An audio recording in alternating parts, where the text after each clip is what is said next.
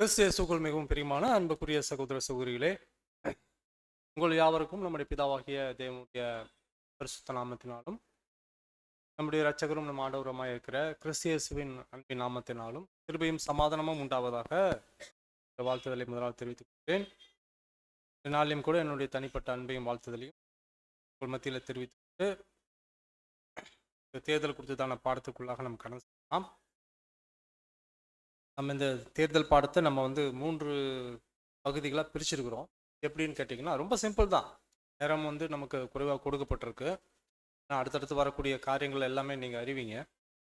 அதனால் நம்ம என்ன பண்ணியிருக்கோன்னு கேட்டிங்கன்னா, முதலாவது காரியத்தில் தேவனுடைய பார்வை சபை ஜனங்கள் மத்தியில் அவருடைய நிலைப்பாடும் தேவனுடைய பார்வை சபை ஜனங்கள் மத்தியில் எப்படி இருக்குது, அவர் தம்முடைய பிள்ளைகளுக்கு என்ன மாதிரியான நிலைப்பாட்டில் இருக்கணும்னு நினைக்கிறாரு அப்படிங்கிற ஒரு விஷயத்தை நம்ம பொன்னான பிரமாணத்துலேருந்து எடுத்துருக்குறோம். ஒரு காரியம் நமக்கு மிகவும் உதவிகரமாக இருக்கும். இந்த ஒரு பாடத்தை ஆரம்பிக்கிறதுக்கு முன்பாக ஒரு காரியத்தை நம்ம உங்களுக்கு பண்ணுறோம். அதை நம்ம வாசித்து கேட்டு அந்த ஒரு காரியத்தில் தேவனுடைய நிலைப்பாட்டை நாம் அறிந்து கொண்டு அடுத்ததாக அந்த பாடப்பிரிவை 2ஆக பிரிக்கிறோம். எப்படி பிரிக்கிறோம்னு கேட்டிங்கன்னா, முதலாவது நாம் தேர்ந்தெடுக்கக்கூடிய சபையினுடைய பொறுப்பாளர்கள் அல்லது மூப்பர்கள் என்கிற பதத்தில் உள்ள காரியங்களை நம்ம எப்படிப்பட்டவர்களை நாம் தெரிந்து கொள்ள வேண்டும் என்ற ஒரு காரியம். 2வது காரியம், அவர்களிடத்துல சபை ஜனங்கள் எப்படி முறையாக அவர்களிடத்துல எப்படி தங்களை ஒப்புவிக்க வேண்டும் என்ற ஒரு 2 காரியங்களை நாம் இங்கே வைக்கிறோம். 2 காரியங்கள் தான், ரொம்ப சிம்பிளாக தான் நம்ம முடிக்கிறோம். அது எல்லாமே அப்போஸ்தலருடைய, அதான் நம்ம தலைப்பு நம்ம அப்படி தான் வச்சுருக்கிறோம். அப்போஸ்தலருடைய வழிமுறைகள் என்ற தலைப்பின் கீழ் நம்ம இதை கொண்டு வந்திருக்கிறோம். அது எல்லாமே நம்ம ஏற்கனவே நம்ம கேட்ட ஒரு காரியங்கள் தான். புதிய காரியங்கள் எதுவும் நம்ம இந்த தேர்தல் குறித்து நம்மளை கொடுக்க முடியாது. காரணம் என்னன்னு கேட்டிங்கன்னா, அது ஒரு டேர்ம்ஸ் அண்ட் கண்டிஷன்ஸ் மாதிரி, இப்படி தான் அப்படிங்கிற மாதிரி. இதில் நம்ம சுயசித்தத்தை எதையுமே நம்ம என்ன பண்ண முடியாதுன்னு கேட்டிங்கன்னா, அதில் கொண்டு வரதுக்கான வாய்ப்புகள் இல்லை. ஆக நம்ம என்ன பண்ணியிருக்கோம்னு கேட்டிங்கன்னா, அந்த ஒரு 3 பிரிவுக்குரிய காரியங்களை நம்ம வரிசையாக பார்க்கலாம். முதலாவது காரியம் நம்ம சொன்ன வண்ணமாக எப்படின்னு கேட்டிங்கன்னா, சபை மீதான அது என்னன்னு கேட்டிங்கன்னா, அது கிட்டத்தட்ட அது அப்படி தான் தேவன் பார்க்கிறாரு. அவனுடைய பிரமாணங்களை அப்படி தான் வைக்கிறார். ஒவ்வொரு பிரமாணத்தையும் சபை மீது ஒரு பரீட்சையாக தான் வைக்கிறார். அந்த பரீட்சையானது எப்படிப்பட்ட ஒரு பரீட்சையாக இருக்குது என்பது ஒரு கேள்வி. அது நிச்சயமாக அது நீதிக்குரிய காரியங்கள் தான். நீதிக்குரிய பரீட்சை என்பது தான் மிக முக்கியம். ஏன்னா இந்த அநீதி நிறைந்த உலகத்தில், ஒரு அநீதியான ஒரு உலகத்தில் சபை மக்கள் எப்படி தங்களை நீதியாக ஒப்புவிக்கிறாங்க, எப்படி நீதியாக நடந்து கொள்கிறாங்க, தேவனுக்கு முன்பாக எப்படி தங்களை நீதியாக வெளிப்படுத்துகிறாங்க, அல்லது மற்ற அநீதியுள்ள ஜனங்களுக்கு மத்தியில் தங்களை எப்படி வெளிப்படுத்துகிறாங்க என்பது மிக முக்கியமான ஒரு அம்சமாக இருக்குது. ஆக அந்த காரியத்தில் நம்ம எப்படி இருக்க வேண்டும் என்பது நமக்கு கொடுக்கப்பட்டதான ஒரு பிரமாணமாக இருக்குது. அதை நம்ம வாசிக்கலாம். நிதானமாக அந்த ஒரு காரியத்தை வாசிக்கலாம். பகுதியாக கூட வாசிக்கலாம். சபை மீதான ஒரு மாபெரும் பரீட்சையின் கீழே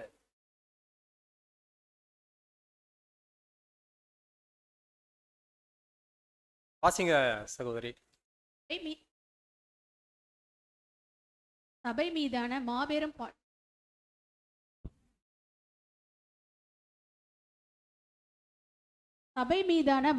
பாட்சை மிகவும் விசேஷமான ஒரு வகுப்பார் நமது கர்த்தராகிய இயேசு கிறிஸ்துவோடு உடன் சுந்தராக காணப்படும்படிக்கு தேவன் அழைத்து கொண்டிருக்கின்றார். ஆமா, அதுதான் முதல் காரியம். மிகவும் விசேஷமான வகுப்பார், ஒரு ஸ்பெஷல் குரூப், ஒரு கேரக்டர்ஸ். அந்த வகுப்பாரை என்ன பண்ணியிருக்காருன்னா, நம்முடைய ஆண்டவராகிய இயேசு கிறிஸ்துவோடு உடன் சுதந்திராகும்படி என்ன பண்ணியிருக்காருன்னா, தேவன் அழைத்து கொண்டிருக்கிறார். அப்படி ஒரு அழைப்பு நமக்கு கொடுக்கப்பட்டிருக்கு. அடுத்ததாக, இவர்கள் தகுதியானவர்கள் என கருதப்படுவதற்கென்று இவர்கள் கர்த்தருக்கு மிகவும் நேர்மையாய் காணப்பட வேண்டும். மற்றவர்களுடைய உரிமைகளை புரிந்து கொள்ளும் விஷயத்தில் மிகவும் நீதியாய் காணப்பட வேண்டும். ஆமா, அது 2வது ஒரு முக்கியமான ஒரு விஷயம். இவர்கள் தகுதியானவர்கள் என காணப்படுவதென்று இவர்கள் கர்த்தருக்கு மிகவும் நேர்மையாக முதலாவது தேவனுக்கு இவர்கள் தங்கள் நேர்மையை என்ன பண்ணணும்னா வெளிப்படுத்தணும். மிகவும் நேர்மையாக காணப்பட வேண்டும். தேவனுடைய காரியங்கள் அந்த நேர்மை இவர்கள் வெளிப்படுத்த வேண்டியது முதலாவது அவசியமாக அங்கே இருக்குது. அடுத்ததாக, மற்றவருடைய உரிமைகள் அது ரொம்ப முக்கியம். பெரும்பாலும் இன்னைக்கு உலகம் என்ன பண்ணுதுன்னு கேட்டிங்கன்னா, அதிகமாக மற்றவர்களுடைய உரிமைகள் மேல தான் கை வைக்கிறாங்க. எந்த ஒரு விஷயத்திலுமே தங்களுக்குரியதை விட்டுட்டு மற்றவர்களுடைய உரிமைகள் மேல தான் கை வைக்கிறாங்க. பல விஷயங்கள் நம்ம இங்க பேசலாம். அதுக்கான நேரம் போதாது. ஆனாலும் விஷயங்கள் அதுதான். பலருடைய உரிமைகள் மேல நமக்கு என்னன்னு கேட்டிங்கன்னா, ஆதிக்கம் செலுத்துறதுக்கு வாய்ப்பு இல்ல. ஆ. அந்த நம்முடைய விஷயத்துல இவர்கள் நீதியாக காணப்பட வேண்டும். நம்முடைய சரீரங்கள் மிகவும் அபூர்ணமானவைகள் என்று பிதா ஆமா, காண்கின்றார். அவருக்கு தெரியும். நம்ம ஏற்கனவே எப்படிப்பட்டவங்க? ரொம்ப அபூர்ணமானவர்கள். ரொம்ப வீக்கர் செக்ஷன் நம்மலாம். எல்லா வகையிலும் நம்ம ஸ்ட்ராங்கா பேசலாம். ஸ்ட்ராங்கா என்ன பண்ணிடலாம்? பல விஷயங்கள்ல ஸ்ட்ராங்கா பேசிடலாம். ஆனா செயல்பாடுகள் அந்த அளவுக்கு இருக்க முடியாது. வாய்ப்பு இல்ல. அதுதான் ஃபேக்ட். அடுத்து ஆனால் நம் தலைகளும் நம் இருதயங்களும் சரியாய் காணப்படுமானால் ஆனா ஒரு விஷயம் இருக்கு. என்னன்னு கேட்டீங்கன்னா, மைண்டும் ஹார்ட்டும் கரெக்டா வச்சுக்க நம்மளால முடியும். சரீரங்கள் எப்படியோ மைண்டும் ஹார்ட்டும் கரெக்டா வச்சுக்கிறதுக்கான வாய்ப்பு என்ன இருக்குன்னு கேட்டா இருக்கு. ஆ, உயிர்த்தெழுதலின் போது நமக்கு உரிய சரீரத்தினை ஒரு மகிமையான சரீரத்தினை கொடுப்பதாக பிதா வாக்களித்துள்ளார். வாசிங்க. திவ்ய குணலட்சணத்தினை தேவனுடைய பரிசுத்த ஆவியினை அடையாளப்படுத்தும் நீதியின் அந்த கொள்கைகளுக்கு நம் தலைகளானது முழு இசைவாய் காணப்படும் போது நம்மை அவர் பயன்படுத்த முடிகிற நிலைமையில் நாம் காணப்படுவோம். அது ஒரு ஃபிக்ஷன் இருக்கு. அது என்னன்னு கேட்டீங்கன்னா, அது வந்து ஒரு காலப்பகுதி. அந்த காலப்பகுதியில் என்னன்னு கேட்டீங்கன்னா, மைண்டும் பாடியும் என்னன்னு கேட்டீங்கன்னா ஃபிட் ஆயிரும். எல்லாம் ஃபிட் ஆயிரும். இதுக்கு ஆப்டா வந்து என்னன்னு கேட்டீங்கன்னா, அது பொருந்திடும். அந்த காலப்பகுதிக்கு தான் நம்ம தயாராகிட்டு இருக்கிறோம். முதல்ல நம்ம என்ன பண்றோம்? ரெடி பண்றோம். மைண்டை ரெடி பண்ணிட்டு இருக்கிறோம்.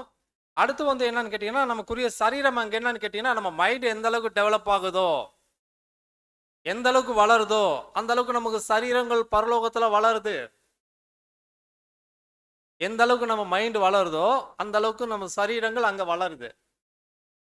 மைண்டு ஃபுல்ஃபில் ஆயிருச்சுன்னா, இந்த மைண்டு வந்து ஸ்பிரிச்சுவலா அந்த தேவன் எதிர்பார்க்கிற அந்த ஒரு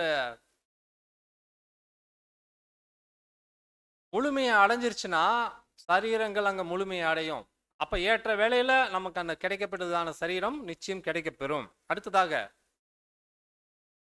புதிய சரீரமானது குணலட்சணத்தினை உருவாக்கி விடுவதில்லை. ரொம்ப முக்கியமான விஷயம். புதிய சரீரமானது குணலட்சணத்தை உருவாக்காது. மாறாக ஆ, குணலட்சணம் வெளிப்படுவதற்கான கருவியாக மாத்திரம் காணப்படும். ஆமா ஆமா. ம். இப்பொழுது நாம் குணலட்சணத்தினை நமது கர்த்தராகி இயேசு கிறிஸ்துவின் நற்பண்புகளை வளர்த்திக் கொள்ளவில்லை எனில் நாம் மேசியாவின் ராஜ்யத்தில் இடம்பெறுவதில்லை. ராஜ்யத்தில் இடத்தினை பெற்றுக்கொள்பவர்கள் அனைவரும் தங்கள் ஸ்தானத்திற்கு தகுதியானவர்களாக காணப்படுவார்கள். ம். இந்த வகுப்பாரை கண்டுபிடிப்பதற்கு தேவன் நீண்ட காலம் எடுத்துள்ளார். ஆமா, அதுக்கு ஸ்பேன் ஆஃப் டைம்ங்கிறது ஒரு பெரிய பிரச்சனை கிடையாது தேவனுக்கு. காலப்பகுதிங்கிறது ஒரு பிரச்சனை கிடையாது. தகுதி தான் முக்கியம். அதனால தான் இவ்வளோ காலங்கள் அங்க தேவனுடைய சமூகத்திலிருந்து நமக்கு கிடைக்கப்பட்டிருக்கு. கடைசி காலங்களில் கூட யாராவது ரெடி ஆகுறாங்கன்னா தேவன் அதுக்கு கூட வாய்ப்பு கொடுக்குறார். அடுத்து அவர் எந்த தவறும் செய்கிறதில்லை. தெய்வீக அன்பினை வளர்த்து கொள்ள ஒவ்வொருவரும் உங்களையும் என்னையும் போன்று நீதி மற்றும் நியாயத்தின் அடிப்படையிலுள்ள அனுபவங்களை பெற்றிருக்கின்றனர். ம், இவைகள் இரண்டும் ஒன்றே. ஏனெனில் நீதிதான் நியாயம் மற்றும் நியாயம்தான் நீதியாய் இருக்கின்றது. ம். ஆனால் நாம் நீதியை உடையவர்களாய் மாத்திரம் காணப்பட வேண்டும் என்பது தெய்வீக சித்தமல்ல. தேவனை போன்று காணப்படுவதற்கு நாமும் கூட அனுதாபத்தின் உணர்வுகளையும் இரக்கமான உணர்வுகளையும் மற்றவர்கள் பால் பெற்றிருக்க வேண்டும். ஆமா, இதுல குணலட்சணமும் முக்கியம். நீதி வேணும் தான். ஆனா இதுல என்ன முக்கியம்னு கேட்டீங்கன்னா, குணலட்சணமும் அங்க என்னன்னு கேட்டீங்கன்னா அவசியமா இருக்குது. ஆ, தேவன் தமது சிருஷ்டிகளுக்காக இரக்கத்தின் உணர்வுகளை பெற்றிருந்தார். ஆரம்பத்திலேயே தகப்பனாகிய ஆதாமின் சிருஷ்டிப்புக்கு அடுத்த தம்முடைய திட்டத்தை அறிந்த நிலையிலும் ஆதாமின் கீழ்ப்படியாமையை காரணமாய் பாவங்கள் நம்மீது வரும் என்பதை அவர் அறிந்த நிலையிலும் நம்முடைய மீட்பிற்காகவும் உலகத்தினுடைய சீர்பொருந்துதலுக்காகவும் மற்றும் சபைக்கான அழைப்பிற்காகவும் தேவன் ஏற்பாடு பண்ணினார். இவை அனைத்தும் நீதியின் கோரிக்கைகளுக்கும் அதிகமான காரியங்களாகும். மனுஷ ஜாதியின் அங்கத்தினர்களுக்கு தேவனால் நீதிக்கு குறைவான எதையும் செய்ய முடியாது. ம் நீங்களும் நானும் பொன்னான பிரமாணத்தின்படி செயல்பட வேண்டும் என்று அவர் சொல்வது போன்று அவரும் அனைத்து காரியங்களையும் நீதியினுடைய கொள்கைகளுக்கு ஏற்பவே செய்வார். ஆமா, அவர் என்னன்னு கேட்டீங்கன்னா, அவர் எப்படி நீதி உள்ளவரா இருக்கிறாரோ அதை போலத்தான் சபையும் அப்படியாக அந்த ஒரு நீதி நிலைமையில இருக்கணுங்கிறத அவர் என்ன பண்றாருன்னா எதிர்பார்க்கிறார். அவர் தன்னை போன்று ஒரு சுபாவத்தை உடையவர்களை தான் என்ன பண்றாருன்னா இங்கே தெரிந்து கொண்டிருக்கிறார் என்று நாம் பார்க்கிறோம். கடைசி பேரை வாசிச்சிருங்க. தேவனுடைய தேவனுடைய சிங்காசனத்தின் ஆதாரம் ராஜ்யத்தின் அடித்தளமும் போடப்பட்டுள்ளது. அவர் நீதி நிறைவானதை மற்றும் அவர் ஒவ்வொரு இடத்திலும் எதிர்பார்க்கின்றார். முழுமையான நீதி நிறைவான அனுமதி, ஆனால் நீதி மேலாக சகோதர சகோதரிகளுக்காய் அளவுக்கான அன்பினை பெற்றிருத்தல் வேண்டும் என்பதே சபையின் மீதான மாபெரும் பரீட்சையாக காணப்படுகின்றது. நீதிக்கும் அதிகமானதை தேவன் கேட்கவில்லை என்றாலும், ஒருவேளை நாம் நீதிக்கும் அதிகமானவைகளை செய்யவில்லை எனில் நம்மால் ராஜ்யத்தில் ஆளுகை செய்ய முடியாது. ஆமாம் சகோதர சகோதரிகளே, இந்த பரீட்சையானது நீதிக்குரிய பரீட்சை மாத்திரமில்லை, குணலட்சணத்துக்குரிய பரீட்சையாக மாத்திரம் இருக்குது. இது விசேஷமா எந்த தருணங்கள்ல இது அவசியப்படுது அப்படின்னு பார்த்தோம்னா, இந்த தேர்தல் சமயங்கள்ல மிகவும் அவசியப்படுது. எப்படின்னு கேட்டிங்கன்னா, நம்ம அன்பை வெளிப்படுத்தவும், நமக்குரியவர்களை நாம தேர்ந்தெடுக்கிறதுல உள்ள குறைபாடுகளை தனிப்பட்ட விருப்பு வெறுப்புகளை அற்றவர்களாக நாம் அந்த ஒரு காரியங்கள்ல நாம் ஈடுபட்டு சபைக்கான நன்மைகளை பெற்றிருத்தல் அவசியமாக இருக்கும் பொழுது நாம் என்ன பண்றோம்னு கேட்டிங்கன்னா, அப்படிப்பட்ட சகோதரர்களை நாம் என்ன பண்றோம்னு கேட்டிங்கன்னா, தேர்தல் காரியங்கள்ல நாம் தேர்ந்தெடுக்கிறதாக நாம் பார்க்கிறோம்.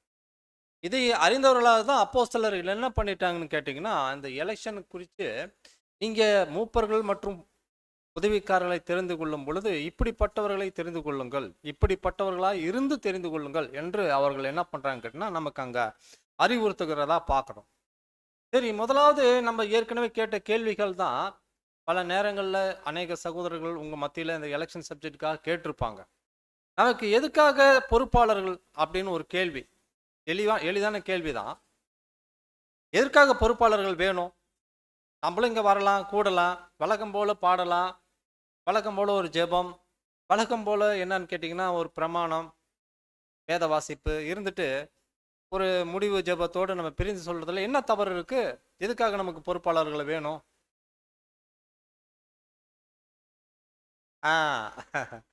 அப்புறம்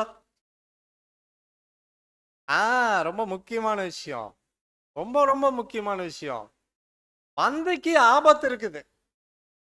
மந்தைக்கு என்ன இருக்குது? ஆபத்து இருக்குது. இந்த மந்தையை சிதைக்கிறதுக்காக ஓநாய்கள் நம்மளை சுத்தி எப்பொழுதுமே என்னன்னு கேட்டினா பார்த்துக்கிட்டே இருக்கு, கவனமா கவனிச்சுட்டு இருக்கு. நம்ம கவனமா இருக்கிறோமோ இல்லையோ, ஓநாய்கள் கவனமா தான் இருக்கும். தனக்கான இரைய தேர்ந்தெடுக்கிறதுல ஓநாய்கள் ரொம்ப கவனமா தான் இருக்கும். அதனாலதான் இந்த பொறுப்பாளர்கள் மிக அவசியமாக. ஆண்டவர் கூட பேதுருட்ட கேட்டுருவார். பேதுரு கொஞ்சம் வெக்ஸ் ஆயிடுவாரு. என் ஆடுகளை மேய்ப்பாயா, என் ஆடுகளை மேய்ப்பாயா, என் ஆடுகளை மேய்ப்பா. ஏன் ஆண்டவர் 3 தடவை கேட்கணும் அப்படின்ற ஒரு இது, ஏன் 3 தடவை கேட்கணும்? ஒரு கேள்வி பேதுருக்கு ரொம்ப, அவருக்கு அந்த நேரத்தில் புரியல. காரணம் இருக்கு, பரிசுத்தாவி இன்னும் வரல அவருக்கு. ஆண்டவரோடு இருக்கக்கூடிய ஒரு தனிப்பட்ட அன்புல அவரு ரொம்ப திளைத்திருக்கிற நேரத்துல மந்தைகளை மேய்ப்பாயா, என் ஆடுகளை மேய்ப்பான்னு கேட்கும்பொழுது அவருக்கு ரொம்ப இதா இருந்துச்சு. என்ன ஆண்டவர் இந்த அளவுக்கு கேட்கிறாரு, என் மேல நம்பிக்கை இல்லையா என்னன்னு தெரியல, அந்த மாதிரி அனுபவம். ஆனா அன்பானவர்களே, இந்த சபையில பொறுப்பாளர்களை தெரிந்து கொள்வதற்கு முன்பாக இந்த சபையில மந்தை நான் சொல்றேன். ஏன்னு கேட்டீங்கன்னா இன்னைக்கு காலை மன்னா கூட அப்படிதான் வந்திருக்குது. இந்த சபையாகிய இந்த மந்தையில 3 வகையான ஆடுகள் இருக்கு. 3 வகையான ஆடுகள். அனுபவம் பெற்ற ஆடுகள் முதலாவது. நிறைய அனுபவம் வாங்கிட்டாங்க அவங்க, எல்லோரோடையும் வாங்கிட்டாங்க அந்த அனுபவத்தை. அப்படி ஒரு ஆடுகள் இருக்கு. அவங்க தங்களை தகுதி பெற்றவர்களாக என்ன பண்ணிட்டாங்க கேட்டீங்கன்னா இருக்கிறாங்க.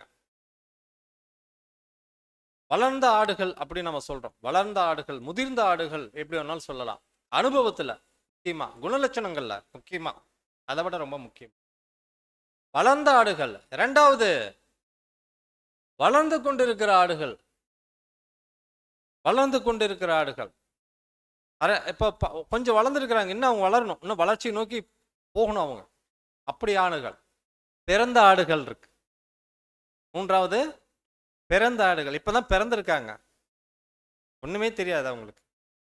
சபை அன்புல திளைக்கிறாங்க அவங்க. ஏன்னா சபை அப்படி அன்பு காட்டும் அவங்க மேல. புதுசா இருக்கவங்களுக்கு அட்வைஸ் பண்றதுக்கு நிறைய பேர் இருக்காங்க. அதனால அந்த அன்பு காட்டுற போது அவங்க ரொம்ப திளைச்சிருவாங்க. ஓ இவ்வளவுதானா, இதுதானா. ஆனா இன்னும் அவங்க அனுபவத்துக்குள்ள போகல. என்ன அனுபவம்னு கேட்டீங்கன்னா, சோதனைங்கிற அனுபவத்துக்குள்ள போகல. அதனால இன்னும் அவங்களுக்கு தெரியல.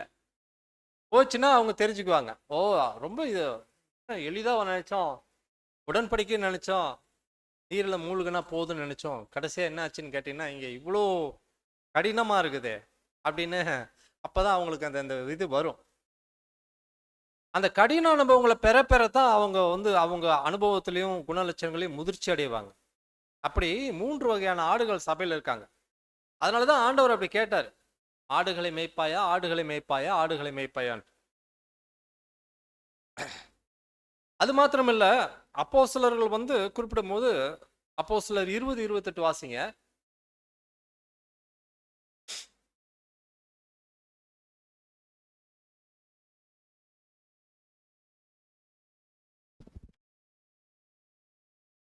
இப்பொழுதும் நான் ஆவியிலே கட்டுண்டவனாய், அப்போஸ்தலர் ஆகையால் உங்களை குறித்தும் தேவன் தம்முடைய சுய ரத்தத்தினாலே சம்பாதித்து கொண்ட தமது சபையை மேய்ப்பதற்கு பரிசுத்த ஆவி உங்களை கண்காணிகளாக வைத்த மந்தை முழுவதையும் குறித்தும் எச்சரிக்கையாயிருங்கள். ஆமா, இது மூப்பர்களுக்கான எச்சரிக்கையா இருந்தாலும் கூட அன்பான சகோதர சகோதரிகளே, மந்தைக்கு ஏன் இந்த எச்சரிப்பு அப்படின்னு கேட்டீங்கன்னா, மந்தை ரொம்ப கண்காணிப்பா இருக்க வேண்டியது அவசியமா இருக்குது. அதனாலதான் இந்த தேர்தல் அவசியமா இருக்குது. வருடம் தோறும் ஒருத்தருக்கு அந்த வாய்ப்பை கொடுத்து நம்ம வழி நடத்தும்படியாக ஒருத்தரை வைக்கிறோம். இன்னைக்கு நம்ம ஒரு ஒழுங்குமுறைகளை பார்க்குறோம் பார்த்தீங்களா. இன்னைக்கு சபை ஒழுங்கா அமைதியா உட்கார்ந்து துதித்து பாடி பாடி தேவனை ஜெபம் செய்து தேவனுடைய வார்த்தைகளை தியானித்து அப்படிலாம் உட்காந்து இப்போ நம்ம சப்ஜெக்ட் அந்த ஒரு தேவனுடைய வார்த்தைக்கு நம்ம செவி கொடுக்குறோம் இல்லைங்களா. இதெல்லாம் ஒரு ஒழுங்குமுறை. இந்த ஒழுங்குமுறையை ஏதோ உக்காந்தனோன்னு கிடைக்கல. இதுக்கெல்லாம் திட்டமிடுதல் இருக்கு, அதுக்கான செயல்முறை விஷயங்கள் இருக்கு, பிரயாசங்கள் இருக்கு, இதெல்லாம் நடக்குது. அதனாலதான் இன்னைக்கு எல்லாமே கரெக்டா நடக்குது. இந்த ஒரு ஓய்வு நாள்ல எல்லாமே சிறப்பா செயல்படுது. அதனால இந்த ஒரு பொறுப்பாளர்கள் மிக அவசியம். அந்த சபையை கொண்டு போறதுக்கு, வழி நடத்துறதுக்கு இந்த பொறுப்பாளர்கள் மிக அவசியமாக இருக்கிறாங்க என்று நாம் பார்க்கிறோம். மந்தையை குறித்து எச்சரிப்பையாக இருங்கள், உங்களுக்குள்ள மந்தையை குறித்து எச்சரிப்பாக இருங்கள் என்று பொறுப்பாளர்களுக்கு கொடுக்கிறார். இப்ப நீங்க அதுல இன்னொரு வசனம் வாசிங்க, 17-11 அப்போஸ்தலர். பிலேத்துவில் அந்த பட்டணத்தார் மனோவாஞ்சையாய் வசனத்தை ஏற்றுக்கொண்டு காரியங்கள் இப்படி இருக்கிறதா என்று தினந்தோறும் வேத வாக்கியங்களை ஆராய்ந்து பார்த்ததினால் தெசலோனிக்கேயில் உள்ளவர்களை பார்க்கிலும் நற்குணசாலிகளாய் இருந்தார்கள். ஆமா, அனுதினமும் வேதங்களை வாசிச்சு ஆராய்ந்து அதில் உள்ள காரியங்களை தெரிந்து கொள்வது எல்லோருடைய பொறுப்பாகவும் இருக்குது. பொறுப்பாளர்கள் வந்தாங்க, நம்ம வழி நடத்துவாங்க, அவங்க நம்மளை எல்லாம் பார்த்துக்குவாங்க, வாரந்தோறும் ஒரு தடவை அப்படின்னுங்கிறது காரியம் அல்ல. மாறாக இது என்னன்னு கேட்டிங்கன்னா, ஒவ்வொருவருக்கும் அந்த பொறுப்பு இருக்குது. ஒவ்வொருவருக்கும் என்னன்னு கேட்டிங்கன்னா தனிப்பட்ட பொறுப்புகள் இருக்கு. எல்லோருமே என்னன்னு பண்ணுங்கன்னா அதை இன்வால்மெண்ட்டோடு அதை என்ன பண்ணணும், செயல்படணும். அதுதான் இங்கே. ஸோ இவர்கள் ரொம்பன்னு கேட்டிங்கன்னா தேவனால சம்பாதிக்கப்பட்டவர்கள். இவர்கள் நம்ம சொல்றது நம்மளை பற்றி தான் பேசுகிறோம். தேவனால சம்பாதிக்கப்பட்டவர்கள், சாதாரணமான இல்லை, விலையேறப்பெற்ற ரத்தம் நமக்காக கொடுக்கப்பட்டிருக்கு. விலையேறப்பெற்ற ரத்தத்தினால் இவர்கள் என்ன பண்ண பர்ச்சேஸ்ட் அப்படிங்கிறாரு. ஆங்கிலத்தில் அப்படிதான் போட்டிருக்கு, பர்ச்சேஸ்டுங்கிறார், கொள்முதல் செய்யப்பட்டவங்க. அதனால எளிதா இவங்களை சொல்ல முடியாது. தன்னுடைய ஒரே பேரான குமாரனை கொடுத்து இவங்கள வாங்கியிருக்கார். அதனால இந்த சபையின் மேல தேவனுக்கு பார்வை எப்பயுமே எழுது. நம்மளாவது தூங்கிடுறோம், நைட்ல தூங்குறாங்களா எல்லாருமே? தேவன் நம்மளை எப்பயுமே பார்த்துட்டு இருக்காரு, எப்பொழுதுமே கண்ணோக்கமா இருக்கிறார். எதுக்கு நம்ம இதை சொல்றோன்னு கேட்டீங்கன்னா, அந்த அளவுக்கு அன்பு அவர்கிட்ட இருக்கு. அன்பு தன்னலம் கருதாது என்ற அந்த வார்த்தை வந்து முதலாவது தேவனுக்கு அது பொருந்தும். நம்ம அப்படிப்பட்ட நிலையை தள்ளப்படும் பொழுது நம்ம அதை புரிஞ்சுக்கோ. ஆக இவர்கள் என்னன்னு கேட்டீங்கன்னா, மந்தையை மேய்க்கிறவங்களும் சரி, மந்தையும் சரி, 2 பேருமே ஒருமித்த கருத்தோடு செயல்படும் பொழுதுதான் சபை வந்து சிறப்பா அங்க இயங்க முடியும். இல்லைன்னா எச்சரிப்பு, ஆடுகள் இருக்கு, ஓநாய்கள் இருக்கு, ஆடுகளை கொள்ளை கொண்டு போறதுக்கு ஓநாய்கள் ரெடியா இருக்கு. ஆரம்ப கால சபை ரொம்ப சிறப்பா செயல்பட்டுச்சு, அப்போஸ்தலர் இருக்கிற வரைக்கும் அது சிறப்பா செயல்பட்டுச்சு. அப்போஸ்தலர் இப்படி போன உடனே என்ன ஆச்சுன்னு கேட்டீங்கன்னா, சபை சிதைஞ்சிருச்சு. என்னென்னலாம் கிராஜுவலா ரோமர் 14:12 வாசிக்கிறோம்.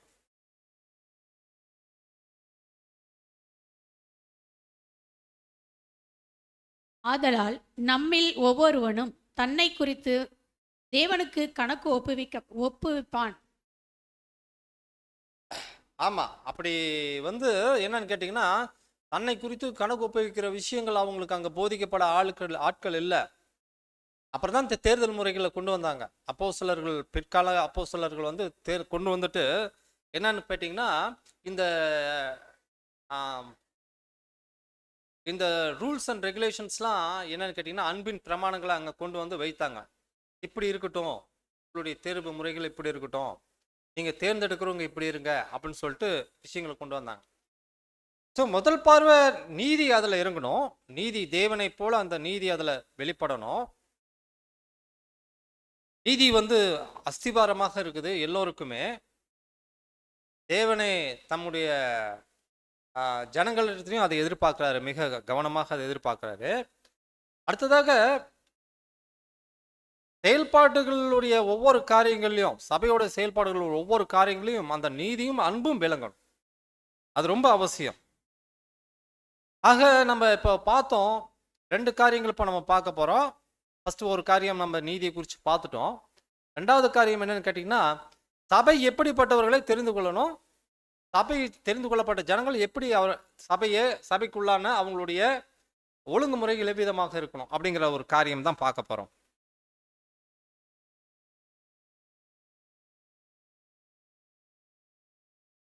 கேரக்டர் வந்து நம்ம பார்க்குறோம். 1 தீமோத்தேயு 3ஆம் அதிகாரம் 1-7 வசனங்கள். 1 தீமோத்தேயு 3ஆம் அதிகாரம் 1-7 வசனங்கள்.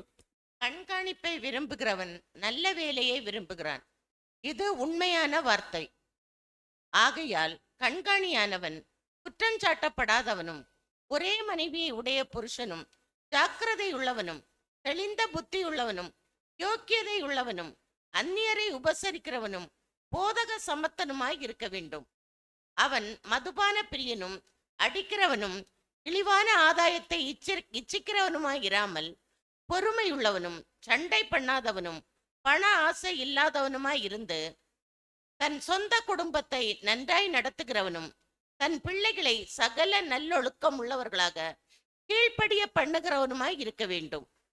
ஒருவன் தன் சொந்த குடும்பத்தை நடத்த அறியாதிருந்தால் தேவனுடைய சபையை எப்படி விசாரிப்பான்? அவன் இருமாப்படைந்து பிசாசு அடைந்த ஆக்கினையிலே விழாதபடிக்கு நூதன சீஷனாய் இருக்கக்கூடாது. அவன் நிந்தனையிலும் பிசாசின் கண்ணியிலும் விழாதபடிக்கு புறம்பானவர்களால் நற்சாட்சி பெற்றவனுமாய் இருக்க வேண்டும். ரொம்ப தெளிவா பேசுறாரு அங்க அப்போஸ்தலர் பவுல். அங்க ரொம்ப தெளிவா பேசுறாரு. கண்காணிப்பை விரும்புறவங்க, ஒரு சபையை மேய்க்கணும்னு நினைச்சு அங்க வர்றவங்க. இதுல ஒரு டிஃப்ரெண்டான ஒரு விஷயம் என்னன்னு கேட்டீங்கன்னா, யாருமே தான் முன் வந்து நான் சபையை பொறுப்பாளர் ஆகிறேன்னு சொல்ல முடியாது. இந்த திருச்சபையில உள்ள காரியங்கள் அதுதான். நானா வந்து சபைக்கு பொறுப்பாளராகிறேன்னு சொல்ல முடியாது. நம்ம தான் தெரிந்து கொள்ளணும் யார் பொறுப்பாளர்களா இருந்தா சரியா இருக்கும் அப்படிங்கிற விஷயத்தை நம்ம தெரிஞ்சுக்கணும். ஆனா கண்காணிப்பை விரும்புற ஒரு காரியமானது பொதுவா பார்த்தோம்னா அது எப்படிப்பட்ட ஒரு காரியம்? நல்ல வேலை, குட் ஒர்க், அப்படிதான் பார்க்கிறோம். இது உண்மையான வார்த்தை. மறுபடியும் சொல்றாரு, இது வந்து ஃபேக்ட், இது உண்மையான வார்த்தை அப்படிங்கிறாரு. ஆனா குவாலிட்டிஸ் கொடுத்துருக்காரு, இப்படிலாம் இருக்கணும். அவங்க குவாலிட்டிஸ் எப்படி இருக்கணும் கேட்டீங்கன்னா அங்க கொடுத்துட்டு நிறைய அங்க விஷயங்கள் பேசுறாரு. முதலாவது இந்த கண்காணிப்பு அப்படிங்கிற விஷயம் பத்தி நம்ம பேசணும். டேர்ம் எல்டர் அப்படின்னு நம்ம சொல்றோம், எல்டர் அப்படின்னு நம்ம சொல்றோம் இல்லைங்களா? இன்னைக்கு மூப்பர் நம்ம சொல்றது அந்த கண்காணிப்பு அப்படிங்கிற ஒரு காரியத்துல வருது. இந்த மூப்பருங்கிறது எப்படின்னு கேட்டீங்கன்னா முதலாவது எப்படி சகோதரர் அங்க குறிப்பிட்டாருன்னு கேட்டீங்கன்னா மூத்த சகோதரர். யாருங்க? மூத்த சகோதரர். ஆனால் வயதுல இல்ல. மூத்த சகோதரர் ஆனா வயசுல இல்ல. மெச்சூர்ட் இன் கிறிஸ்டியன் கேரக்டர். கிறிஸ்துவ குணலட்சணங்கள்ல வளர்ந்தவர்களாக, குணலட்சணங்கள்ல வளர்ந்தவர்களாக இப்படி சொல்லிட்டு என்ன சொல்றாருன்னா sometimes we can see babies in gray hair. சில வேளைகள்ல சபையில நம்ம வந்து வளர்ந்த சகோதரர், கடன் நடிச்ச சகோதரர்கள் கூட என்ன குழந்தைங்களா இருக்கிறத பார்க்கணும். அப்படின்னா என்ன அர்த்தம் தெரியுங்களா? ஏன்னா அவங்கள வளரணும், வளர வேண்டியது. அதனால என்னன்னு கேட்டீங்கன்னா குணலட்சணம் எப்படி வேணாலும் இருக்கும், வயசுல இல்லை, குணலட்சணம் தான் முக்கியம். இது ஒரு முக்கியமான ஒரு அடிப்படை தளம். அதனாலதான் அப்போஸ்தலர் என்ன பண்றாருன்னு கேட்டீங்கன்னா அந்த கேரக்டர்ஸ்லாம் கொடுக்கும்போது இப்படி கொடுத்துட்டாரு. குற்றம் சாட்டப்படாதவராக இருக்கணும். எதில் குற்றம் சாட்டப்படாதவர் அப்படின்னு நம்ம பார்க்கணும். ஒரே மனைவியோட புருஷன். ஏன் அப்படி அங்கே சொல்லிட்டாருன்னு கேளுங்க. இது வந்து ஒரு என்ன அப்படின்னு நீங்கள் சொல்லலாம். அந்த காலங்களில் அது ரொம்ப இயல்பாக இருந்துச்சு. இந்த காலங்களில் அப்போஸ்தலருடைய காலங்களில் 2-3 மனைவிகளை வந்து கல்யாணம் பண்ணிக்கிறது ரொம்ப இயல்பாக இருந்துச்சு. அதனால அவர் என்ன பண்ணுறாருன்னு கேட்டிங்கன்னா ஏன்னா அவளை கவனிக்கிறதுக்கு உங்களுக்கு நேரம் சரியாக போயிடும். அதனால தான் என்ன பண்ணிட்டாருன்னு கேட்டிங்கன்னா ஒரே மனைவியோட புருஷனும் அப்படின்ட்டாரு. ஜாக்கிரதை உள்ளவனும், ரொம்ப கேர்ஃபுல். அந்த கேர்ஃபுல்னஸ் என்னன்னு கேட்டிங்கன்னா அது இருக்கும். ஒரே மனைவி புருஷனும் அப்படிங்கிற விஷயத்திலே தெரியும். அவங்க கல்யாணம் பண்ணவங்க ஜாக்கிரதையாக தான் இருப்பாங்க மேக்சிமம். அதனால என்னன்னு கேட்டிங்கன்னா ஜாக்கிரதை உள்ளவன் ஆட்டாரு, தெளிந்த புத்தி உள்ளவன். தெளிந்த புத்தியில் எதுலன்னு கேட்டிங்கன்னா சவுண்ட் அண்ட் பேசிக் டாக்டரின்ஸ், அடிப்படை சத்தியத்தில் ரொம்ப தெளிவு. அட்டோன்மெண்ட், ஈடுபலியில ரொம்ப தெளிவு. ஈடுபலி எதற்காக கொடுக்கப்பட்டுச்சு அப்படிங்கிறதுல எப்ப யாரு கேட்டாலும் தெளிவாக அவர்களுக்கு விளக்குவதற்கான தெளிவு. ஃபுல் கான்சிக்ரேஷன், முழு தத்தம் அப்படின்னு கேட்டீங்கன்னா எந்த டைம்ல பிரதரை வேணாலும் பார்க்கலாம், எந்த டைம் கூப்பிட்டாலும் வந்துடுவார், எந்த டைம்னாலும் அவரு ரெடியா இருக்கார். பிரதர் அதெல்லாம் நேரங்களெல்லாம் பார்க்கவே மாட்டார். அந்த மாதிரி சிம்பத்தி ஃபார் த வீக்கஸ்ட், ரொம்ப அதாவது ஆவியில என்ன வளராதவங்க மேல ஒரு கவனம், தனிப்பட்ட ஒரு கவனம், அவங்க மேல ஒரு தனிப்பட்ட ஒரு கவனம் அவருக்கு இருக்கு. அந்நியரை உபசரிக்கிறவனும் போதக சமர்த்தனுமா இருக்கு. போதக சமர்த்தம் நமக்கு நல்லா தெரியும் இல்லைங்களா? அதாவது யாராவது ஒன்று கேட்டாங்கன்னா உடனடியான அதுக்கான பதில் அவர்கிட்ட இருக்கும். எந்த ஒரு விஷயத்திலையும் வேதாகம காரியங்கள்ல அவர்கிட்ட எந்த ஒரு கேள்விக்கான பதிலும் அவர்கிட்ட உடனே இருக்கும். இந்த மதுபான பிரியன் அதெல்லாம் நம்ம சொல்றோம், அதெல்லாம் வந்து அந்த காலங்களில் எளிதான விஷயமா இருந்துச்சு. இழிவான ஆதாயத்தை, இது ரொம்ப முக்கியம், இழிவான ஆதாயத்தை இச்சிக்கிறவனுமா இராமல், அதை நம்ம பார்க்கலாம், டீட்டெயில்ஸ் எல்லாம் பார்க்கலாம். ஏன் இப்படிப்பட்டவங்க ஜாக்கிரதையா இருக்கணும் அப்படின்னு சொல்லிட்டாருன்னா முதல் காரியம் ஏன் ஜாக்கிரதைன்னு கேட்டீங்கன்னா இவர்களுக்கு பெருமை வர்றதுக்கான வாய்ப்புகள் எப்பொழுதும் தயாரா இருக்கும். இப்படிப்பட்டவர்களுக்கு பெருமை வர்றதுக்கான வாய்ப்பு எப்பொழுதுமே ரெடியா இருக்கும். ஏன்னா பிசாசு இவங்க மேல ரொம்ப கண்ணா இருப்பார். அதிகாரத்தை செலுத்துறதுக்கு முயற்சி செய்வார் அப்படின்னு சொல்றாரு. அதிகாரம் பண்றதுக்கான முயற்சிகள் இவரிடத்துல காணப்படும். இது இன்னொன்னு சொல்லணும்னு கேட்டீங்கன்னா, அப்போஸ்தலர் அதை விளக்கும் போது சகோதரர் அதுக்கான விளக்கம் சொல்றாரு. அன்டைட்டில்ட் சர்வன்ட்,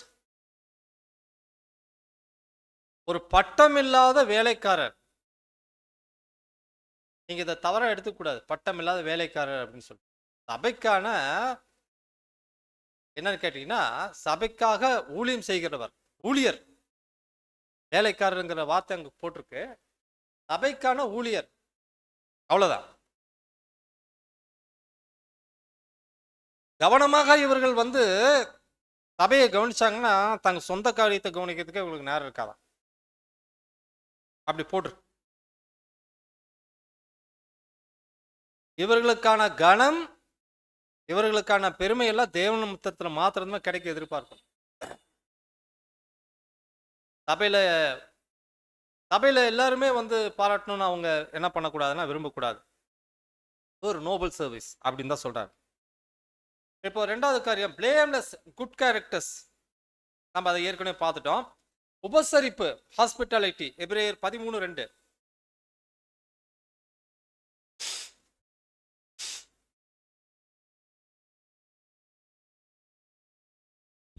அந்நியரை உபசரிக்க மறவாதிருங்கள், அதனாலே சிலர் அறியாமல் தேவதூதரையும் உபசரித்ததுண்டு. எல்லாருக்குமே இது பொருந்தும். அந்நியரை உபசரிக்க மறவாதிருங்கள், எல்லாருக்குமே இது பொருந்தும்.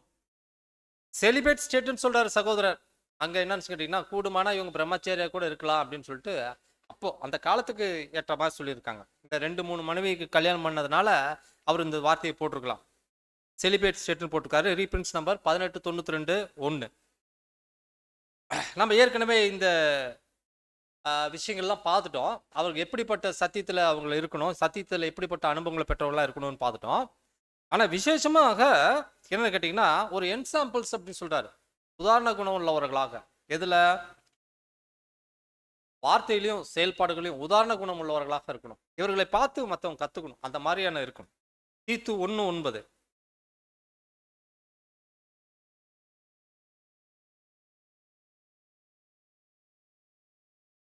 ஆரோக்கியமான உபதேசத்தினாலே புத்தி சொல்லவும், எதிர் பேசுகிறவர்களை கண்டனம் பண்ணவும் வல்லவனுமாய் இருக்கும்படி தான் போதிக்கப்பட்டதற்கேற்ற உண்மையான வசனத்தை நன்றாய் பற்றி கொள்ளுகிறவனுமாய் இருக்க வேண்டும். ஆமா, எதிர் பேசுகிறவர் அப்படின்னு கேட்டீங்கன்னா, சத்தியத்துக்கு விரோதமா பேசுறவங்க கண்டிக்க வல்லவரா இருக்கணும். யோசிக்க கூடாது. ஐயோ தப்பா நினைச்சிருவாரோ, எங்க ஏதாவது நினைச்சிட்டா என்ன பண்றது. சகோதரருக்கு அந்த முகதாட்சனை பார்க்கிறது. சத்தியத்துல முகதாட்சனை தேவையில்லை. சத்தியம் கண்டிக்கும், அப்படிதான் கண்டிக்கும். அப்பாலே போ சாத்தானே, யாரை பார்த்து சொன்னாரு? சொன்னாருங்களா? அப்போ பேதுரு நினைச்சிருக்கலாம் தன்னை பார்த்துதான் சொல்றதா. ஆனா உண்மை அது இல்லை. ஆமா ஆமா, அதான் உண்மை. அதனால எதிர் பேசுறவர்களை கண்டிக்கவும் அப்படின்னு சொல்லிட்டாரு. Examples to the brothers in word and conduct. செயல்பாடுகள்லையும் செயல்லையும் வார்த்தைகள்லையும் மற்றவர்களுக்கெல்லாம் ஒரு உதாரண குணம் உள்ளவர்களாக அங்கே இருக்கிறது அவசியம். பிள்ளைகளை அவர்களை வளர்த்துறதுல எல்லாருமே கவனம் இருப்பாங்க. ஆனால் சத்தியத்தில் வளர்த்தணும். சத்தியத்தில் வளர்த்து அவங்க பிள்ளைகள்லாம் பார்த்தோம்னா அப்படி ஒரு அடையாளம் இருக்கணும் அப்படிங்கிறாரு. அடுத்ததாக உண்மையான விசாரணைக்காரனாக, தேவனுடைய உண்மையான விசாரணைக்காரனாக அங்கே இருக்கணும். எப்படின்னா அது 3:5 நம்ம பார்க்குறோம். அதாவது 1 தீமோத்தேயு 3:5.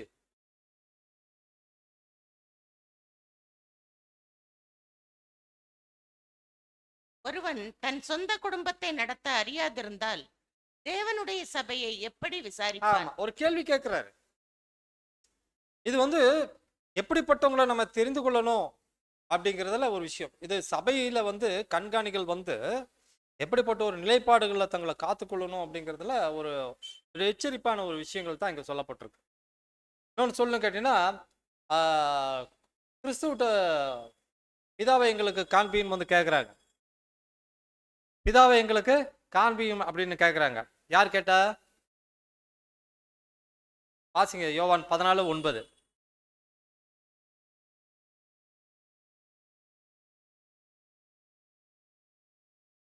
அதற்கு இயேசு பிலிப்புவே பிலிப்புவே, இவ்வளவு காலம் நான் உங்களுடனே கூட இருந்தும் நீ என்னை அறியவில்லையா? என்னை கண்டவன் பிதாவை கண்டான். அப்படி இருக்க பிதாவை எங்களுக்கு காண்பியும் என்று நீ எப்படி சொல்கிறாய்? இப்போ கர்த்தருக்கு வந்து அந்த இடத்துல ஒரு பெருமை வந்துருச்சா? இல்லைங்களா? தேவனுக்கு சமமா இருப்பதை கொள்ளையாடின பொருளா எண்ணாமல், வாசிக்கிறோம் இல்லைங்களா? தேவனுக்கு சமமா இருப்பதை கொள்ளையாட பொருளா எல்லாம் எண்ணாமல். அப்ப பாருங்க, எல்லா வகையிலும் அவர் இருந்தும் கூட எதை அவர் சொல்றாரு, எதை மீன் பண்றாரு அப்படிங்கிற ஒரு விஷயத்தை நம்ம அங்க கவனிக்கும் பொழுது சொல்றாரு. குணலட்சணம், அன்பு, இரக்கம், தயை, நீடிய சாந்தம், பொறுமை, இவைகளை பத்தி அங்க பேசுறார். தன்னலமற்ற, சுயநலமற்ற ஒரு அன்பு, அந்த குணநலத்தை பத்தி அங்க பேசுறாரு. பிதாவை கண்டவன், என்னை கண்டவன் பிதாவை கண்டான். அதனால இது பெருமை கிடையாது. அதை போல சபையினுடைய கண்காணிகளும் பொறுப்பாளர்களும் என்னை கண்டவர்கள் இயேசுவை கண்டது போல அப்படி இருக்கணும். யோவான் 12:45 வாசிங்க. Footprint of Jesus. என்னை காண்கிறவன் என்னை அனுப்பினவரை காண்கிறான். ஆமா, அத போல ஒரு முன்னுதாரணம் உள்ளவர்களாக ஒரு தங்களை வந்து முற்றிலுமாக ஒப்பு கொடுக்கப்பட்ட ஒரு ஒரு பலியின் வாழ்க்கை வாழ்கிறவர்களாக காணப்பட வேண்டும். அங்கு பார்க்கிறோம். அவர்கள் என்ன கிடக்கூடாது? 7 வசனத்துல பிசாசின் ஆக்கினையில் இல்லாதபடிக்கு நூதன சீசனா இருக்கக்கூடாது. Not to be a novice. அப்படின்னா புதியவர்களை யாரையும் தேர்ந்தெடுக்காதீங்க. புதிதாக சபைக்குள்ள வந்தவங்களை யாரும் தயவு செஞ்சு என்ன பண்ணாதீங்க, தேர்ந்தெடுக்காதீங்க. அவர்கள் இன்னும் அடைய வேண்டிய அனுபவங்கள் எவ்வளவோ இருக்கு அப்படிங்கிறார். நொவைஸ்னா அதுதான், நூதன சீசனுங்கிறது அதை தான் குறிக்குது. இப்போதான் வந்திருக்காரு, இப்போதான் உடன்படிக்கை பண்ணியிருக்காரு. அவருக்கு கொஞ்சம் வாய்ப்பு கொடுங்க, அது கற்றுக்கிட்டோம். நம்ம சபையை பற்றி நல்லா தெரிஞ்சுக்கிட்டோம். சபையோட மக்கள் அவர்களுடைய மனநிலை, சபையில் என்ன நடக்குது எல்லாத்தை பற்றி தெரிஞ்சுக்கிட்டோம். அப்புறமும் வாய்ப்பு கொடுங்க.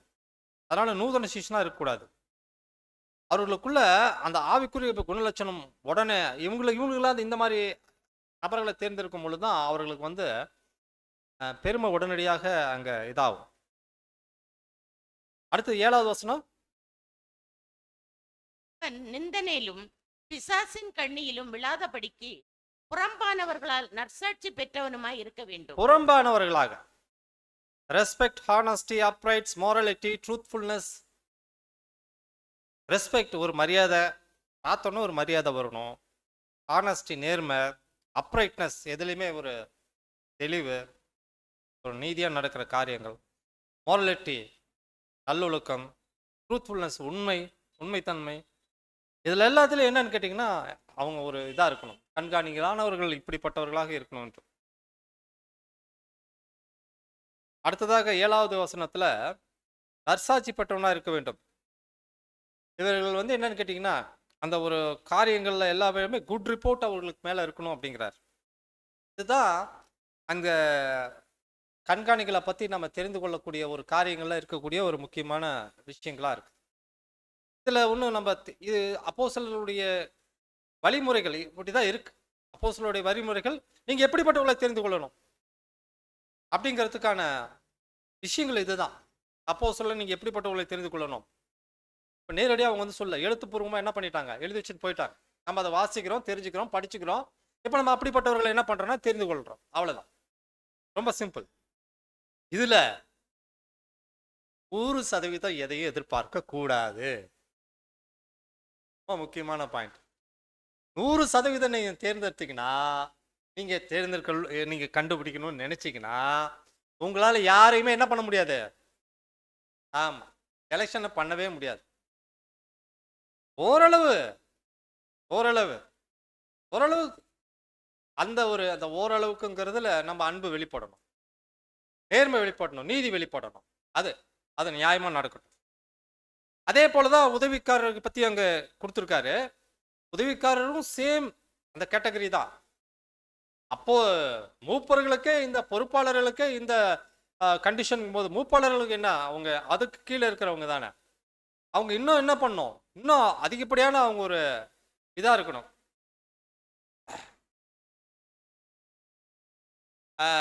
வேணா 9-10 வசனம் மட்டும் வாசிங்க. 1 தீமோத்தேயு 3ஆம் அதிகாரம் 9 மற்றும் 10 வசனங்களை மட்டும் வாசிங்க. விசுவாசத்தின் ரகசியத்தை சுத்த மனசாட்சியிலே காத்து கொள்கிறவர்களாயும் இருக்க வேண்டும். அது யாருன்னு கேட்டீங்கன்னா இது உதவிக்காரர்கள். விசுவாசத்தின் ரகசியத்தை சுத்த மனசாட்சியிலே காத்துக்கொள்கிறவர்களாய் அவர் என்ன பண்ணணும், இருக்க வேணும் அப்படிங்கிறாரு. அப்புறம் மேலும் இவர்கள் முன்னதாக சோதிக்கப்பட வேண்டும். பாத்தீங்களா, அதுக்கு இவர்கள் என்ன பண்ணணும், முன்னதாக சோதிக்கப்பட்டிருக்கணும், டெஸ்ட் பண்ணணும். இவங்க கரெக்டா சரியா இருப்பாங்களா அப்படின்னு டெஸ்ட் பண்ணிட்டு அப்புறமா இவங்கள கிரைட்டோனியா. குற்றம் சாட்டப்படாதவர்களானால் உதவிக்காரராக ஊழியம் செய்யலாம். தாராளமா செய்யலாம், எந்த ஒரு கண்டிஷனும் இல்லை. ஒரு ஒப்பு கொடுத்தல், ஒரு நேர்மை, ஒரு உண்மை இதுல இருந்துச்சுன்னா தாராளமா நம்ம சபைக்கான இதுல பெரிய சபை, சேலம் சபை, நிறைய சகோதரர்கள் இருக்காங்க, லிட்ரேட் நிறைய இருக்காங்க இல்லைங்களா. அதாவது பார்த்து கேட்டு புரிஞ்சுக்கிறவங்க நிறைய பேர் இருக்காங்க. கேட்டு புரிஞ்சு அதுலேயே நம்ம குணலட்சணத்தை வளர்த்தவங்க எவ்வளோ பேர் இருக்காங்க. நான் ஏன் அப்படி சொல்றேன்னு உங்களுக்கு நல்லா தெரியும். அதனால அவர்களும் புரிஞ்சுக்கணும், படித்தவங்களுக்கு தகுந்த மாதிரி இருக்கணும், படிக்காதவங்களுக்கு தகுந்த மாதிரி இருக்கணும், வளர்ந்தவங்களுக்கு தகுந்த மாதிரி இருக்கணும், வளராதவங்களுக்கு தகுந்த மாதிரி இருக்கணும்.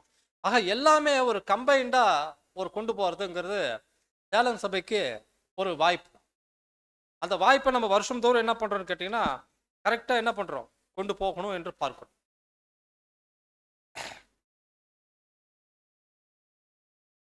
அடுத்ததாக இப்ப நம்ம தீத்து 1ஆம் அதிகாரம் 5-11 வசனங்கள் மட்டும் வாசிங்க, நம்ம போயிடலாம், நேரம் ஆயிடுச்சு. நீ தீத்து, குறைவாய் இருக்கிறவர்களை ஒழுங்குபடுத்தும் படிக்கும் நான் உனக்கு கட்டளையிட்டபடியே பட்டணங்கள் தோறும் மூப்பரை ஏற்படுத்தும் படிக்கும் உன்னை கீரேயாத் தீவிலே விட்டு வந்தேனே. குற்றம் சாட்டப்படாதவனும் ஒரே மனைவியுடையவனுடைய புருஷனும் துன்மார்க்கர் என்றும் அடங்காதவர்கள் என்றும் பேரெடுக்காத விசுவாசமுள்ள பிள்ளைகளை உடையவனுமாகிய ஒருவனாயிருந்தால் அவனையே ஏற்படுத்தலாம். ஏனெனில் கண்காணியானவன் தேவனுடைய உக்கரானற்காரனுக்கேற்ற விதமாய் குற்றம் சாட்டப்படாதவனும் தன் இஷ்டப்படி செய்யாதவனும் முட்கோபி இல்லாதவனும் மதுபான பிரியன் இல்லாதவனும் அடியாதவனும் இழிவான ஆதாயத்தை. சகோதரி போதும். அப்ப என்னன்னு கேட்டீங்கன்னா அதே தான் திரும்ப தீத்துக்கு எழுதும் போதும் அதை தான் எழுதுறாரு. சேம் விஷயங்கள் தான், மாற்றம் அங்க எதுவும் இல்லை. மாறாக இப்படிதான் இருக்கணும். பட்டணங்களும் நீங்க ஏற்படுத்தணும். இந்த ஏற்படுத்துற விஷயங்கள்லாம் சகோதரர்கள் பேசிட்டாங்க. நம்ம மறுபடியும் அந்த ஒரு பேசிக் டாக்டர்ஸ்க்கு நம்ம போக தேவையில்லை. கைகளை உயர்த்தி நம்ம என்ன பண்றோம் கேட்டீங்கன்னா சபையில மூப்பர்களை நம்ம என்ன பண்றோம், செலக்ட் பண்றோம். ஆனா இதுல ஒரு முக்கியமான விஷயம், மத்தேயு 19:12 வாசிங்க.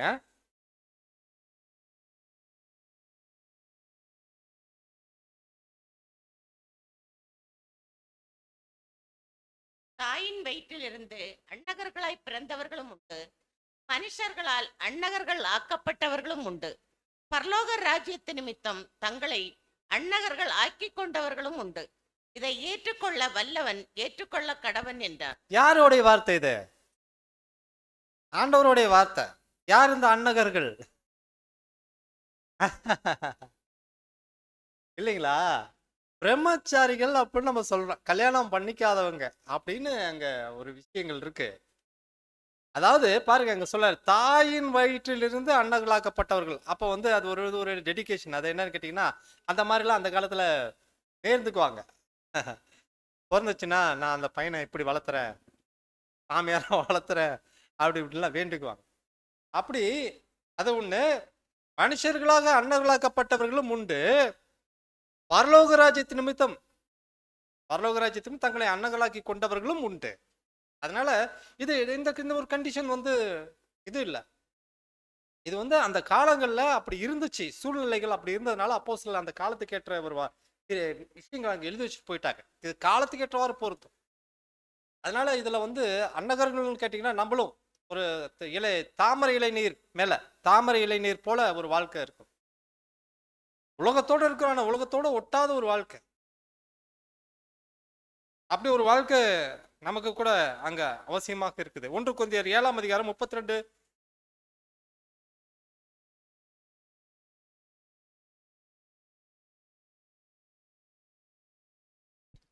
நீங்கள் கவலையற்றவர்களாய் இருக்க விரும்புகிறேன்.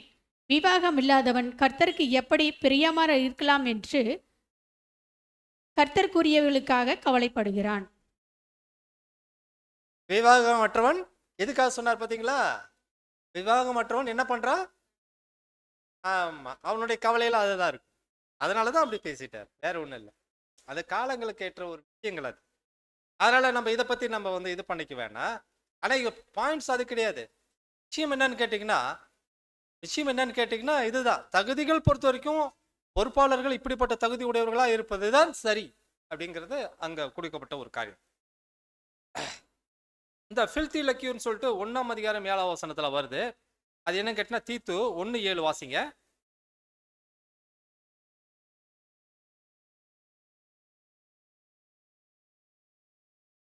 ஏனெனில் கண்காணியானவன் தேவனுடைய உக்கிரானக்காரனுக்கு ஏற்ற விதமாய் குற்றஞ்சாட்டப்படாதவனும் தன் இஷ்டப்படி செய்யாதவனும் பொற்கோபம் இல்லாதவனும் மதுபான பிரியம் இல்லாதவனும் அடியாதவனும் இழிவான ஆதாயத்தை இச்சியாதவனும். ஆமா, அதாவது இந்த இழிவான ஆதாயத்தை தான் நம்ம சொல்ல ஃபில்தி லக்கியூர் அப்படின்னு சொல்றோம். இழிவான ஆதாயம் அப்படின்னு சொல்லிட்டு அது மாத்திரமில்ல, தன் இஷ்டப்படி செய்யாதவர்களாக சபையோட ஒப்புதலோட எந்த ஒரு காரியத்தாலும் செய்யறது ஒரு ஒழுங்கு. சபையோட ஒப்புதல் எல்லாரும் ஓகேவா அப்படின்னு கேட்டு, அல்லது ஒரு சில விஷயங்கள்ல அங்க எதிர்ப்பு வந்துச்சுன்னா அதை கூட என்னன்னு கேட்டீங்கன்னா என்ன காரியம் அதுன்னு சொல்லிட்டு ஒரு அன்பா விசாரிச்சு அதன்படி செய்யறது ஒரு ஆரோக்கியமான ஒரு விஷயமா இருக்கும். அப்ப அது மட்டும் இல்ல, முன்கோபம் இல்லாதவர்களா இருக்கணும். முன்கோபம் இருக்கக்கூடாது. எப்படி வேணாலும் கேள்வி கேட்பாங்க, என்ன பண்றது அப்படிங்கிறது தான். அது அன்புல அவங்க சகிச்சுக்கணும், முன்கோபம் இல்லாதவர்களாக. அடுத்ததாக இழிவான இச்சை ஆதாயத்தவர்களாக, ஆனர்ஸ், கணம் தேடுதல், ரெவரன்ஸ்னா ஒரு பக்தி, அவர்கள் மேல எல்லாரும் ஒரு பக்தியா இருக்கணும் அப்படின்னு நினைக்கிறது, டைட்டில்ஸ், இது எல்லாமே அங்க சொல்லப்பட்டிருக்கு. அடுத்ததாக 9 வாசிங்க.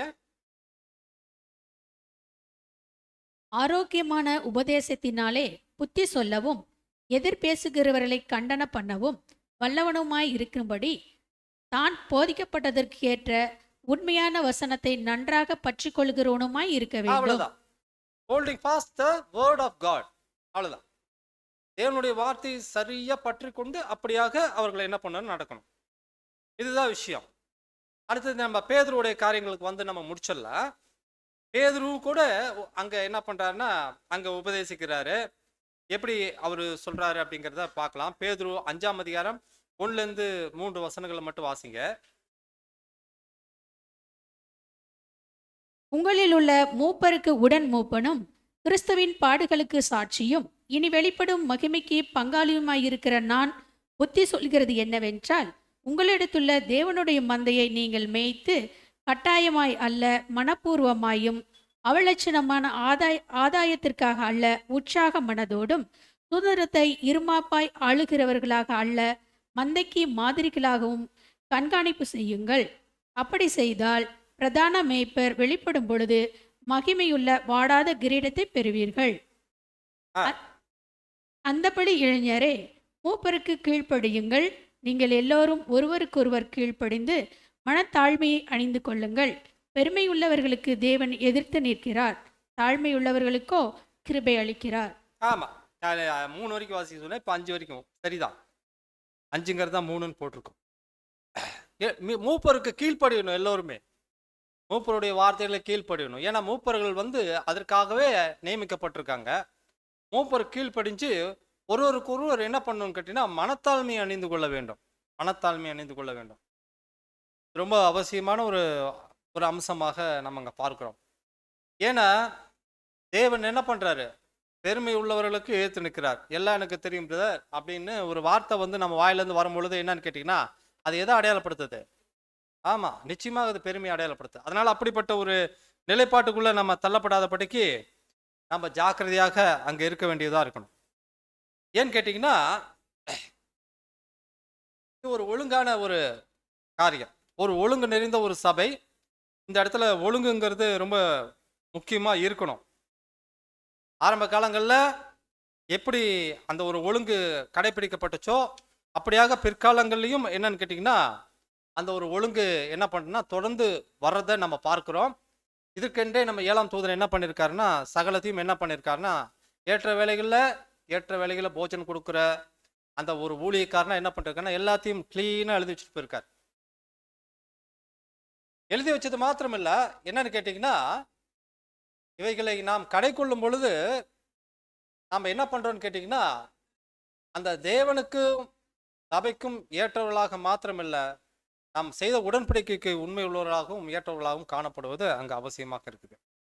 அதனால தான் என்னன்னு கேட்டிங்கன்னா நாம் ரொம்ப கவனமாக சத்தியத்தை கை கொண்டு நடக்க வேண்டியவர்களாக இருக்கணும். 2வது வசனத்தை வாசிங்க, 1 பேதுரு 5:2. உங்களிடத்தில் உள்ள தேவனுடைய மந்தையை நீங்கள் மேய்த்து. ஆமா, இந்த மந்தையை மேய்த்துங்கிற விஷயத்துல ஏற்ற கால போஜனம் அவர்களுக்கு அவசியமாக இருக்குது. சபைக்கு ஏற்ற கால போஜனத்தை என்ன பண்ணணும்னு கேட்டிங்கன்னா அங்கே கொடுக்கணும். ஏன்னா 3 நம்ம ஏற்கனவே பார்த்துட்டோம் ஆரம்பத்திலேயே, 3 நிலைப்பாடில் இருக்கிற அந்த ஒரு ஆடுகள் அங்கே இருக்கு. ஆடுகள், வளர்ந்த ஆடுகள், வளர்ந்து கொண்டு இருக்கிற ஆடுகள், இப்பதான் என்ன இருக்கு, பிறந்த ஆடுகள், அப்படி 3 வகையான ஆடுகள் இருக்கு. அந்த ஆடுகளுக்கெல்லாம் மேய்ப்பன் யாருங்க? இந்த ஆடுகளுக்கெல்லாம் மேய்ப்பன் யாரு?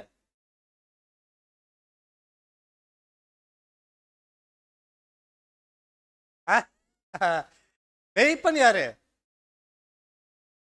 கரெக்ட். இதை நம்ம எப்பயும் மனசில் வச்சுக்கணும். கிறிஸ்து தான் என்ன பண்றாரு? மேய்க்கிறாரு. அவர் ஆவி நிலையில மேய்க்கிறாரு, மாம்ச நிலையில என்ன பண்றோம், நம்ம அதை வாங்கிக்கிறோம். மாம்ச நிலையில் இருக்கிற மேய்ப்பர்கள் யாருன்னு கேட்டீங்கன்னா இந்த கண்காணிகள், அவ்வளவுதான். ஆடுகள் என்ன பண்ணுது? தெளிவாக மேய்ப்பனுடைய சத்தத்தை கேட்குது. அப்ப அந்த மேய்ப்பனுடைய சத்தத்தையும் கேட்கணும். இந்த மேய்ப்பனுடைய சத்தத்துக்கும் என்ன பண்ணணும்னா கீழ்ப்படியும் அப்படின்னா அதைத்தான் அங்க என்ன சொல்றாருன்னு கேட்டீங்கன்னா, மூப்பரே இளைஞரே நீங்க என்ன பண்ணுங்க, கீழ்ப்படியுங்கள் அப்படின்னு அங்க சொல்லிட்டார். ஆக இது குறித்து ஆண்டவர் கூட அந்த ஒரு வார்த்தையை சொல்றாரு. யோவான் 10:27 வாசிங்க.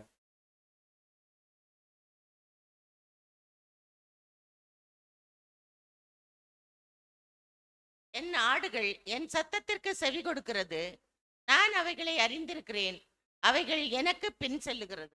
என்ன சொல்றாரு? கரெக்டா கவனிங்க. என் ஆடுகள், இது யாருடைய ஆடுகள் இல்ல, ஆமா, கேளாடுகள் கிறிஸ்துவனுடைய ஆடுகள், ஊட்டி ஆடுகள் கிறிஸ்துவனுடைய ஆடுகள். அப்ப நீ எந்த ஊரை பத்தி நீங்க பேசிக்கிட்டாலும் சரி, அது யாருடைய ஆடுகள்? கிறிஸ்துவோடைய ஆடுகள். அவருதான் மேய்ப்பர். அந்த மேய்ப்பருக்கு தான் நம்ம கீழ்ப்படியணும். அந்த மேய்ப்பர் தான் என்னன்னு கேட்டீங்கன்னா உண்மையான மேய்ப்பர். மற்றவங்களா நியமிக்கப்பட்டவங்க தங்க கடமையை செய்யறாங்க, நியமிச்சவங்க கீழ்ப்படியணும். நம்மளே அவங்கள தேர்ப்படுத்திட்டு நம்மளே அவங்கள கீழ்ப்படியாம நம்மளே அவங்களுக்கு அவங்களோட ஒத்துழைக்காம நம்ம செஞ்சா எப்படி அது சரியா வரும் சொல்லுங்க? ஆக சபையும் என்ன பண்ணணும்னு கேட்டீங்கன்னா தங்களுடைய கடமைகளை செய்யணும். தேர்ந்தெடுக்கப்பட்டவங்களும் தங்களுடைய கடமைகளை செய்வாங்க. இதுதான் ஒரு முறைமை. இதுதான் ஒரு முறைமையில தான் எல்லா வகையிலும் நீதியும் அன்பும் கலந்துருக்கும். இந்த நீதி எதுவும் கண்பும் தான் என்னன்னு கேட்டிங்கன்னா ஒரு ஒழுங்குமுறையா நம்ம என்ன பண்ணா வெளிப்பாடாக அங்க வருகுது அப்படின்னு பார்க்குறோம். அதனாலதான் அவங்களுக்கு கூட எல்லா வகையிலும் அப்போஸ்தலர் என்ன பண்றாருன்னு கேட்டீங்கன்னா எல்லாத்தையும் சொல்லிட்டார், நீங்க இப்படி இருக்கக்கூடாது, இப்படி இருக்கக்கூடாது, இப்படி இருக்கக்கூடாது. சபையும் என்ன பண்ணணும்னு கேட்டீங்கன்னா அவங்களோட ஒத்துழைப்பு தந்து ஒரு சபையை நடத்துறதுக்கு அந்த எத்தனை ஆண்டு எவ்வளவு காலங்கள் அங்க கொடுக்கப்பட்டிருக்கோ அத்தனை காலங்கள் சபையும் என்ன பண்ணுன்னா அந்த ஒரு ஒப்புதலோட கூட அவர்களுக்கு எடுக்கிற எல்லா முடிவுகளும் எல்லாம் ஒற்றுமையா பேசி செய்கிறது தான் ஒரு ஒருமைப்பாடு அப்படின்னு நான் பார்க்குறேன். இந்த ஒருமைப்பாடுல நடக்கும்போது தான் சபை ஆரோக்கியமா இருக்கும் என்பது தான் நம்ம அப்போஸ்தலருடைய வழிமுறைகள்லேருந்து நம்ம கற்றுக்கொள்ளக்கூடிய பாடமாக இருக்குது. நம்ம இந்த பாடத்தை இதோடு முடிச்சு கொள்ளலாம். வாய்ப்பு கொடுத்த பிதாவாகிய தேவனுக்கு கிறிஸ்து இயேசு மூலம் நன்றிகளை எடுத்து கொடுத்து வாய்ப்பு கொடுத்த சபையாருக்கு கூட நன்றிகள் தெரிவித்து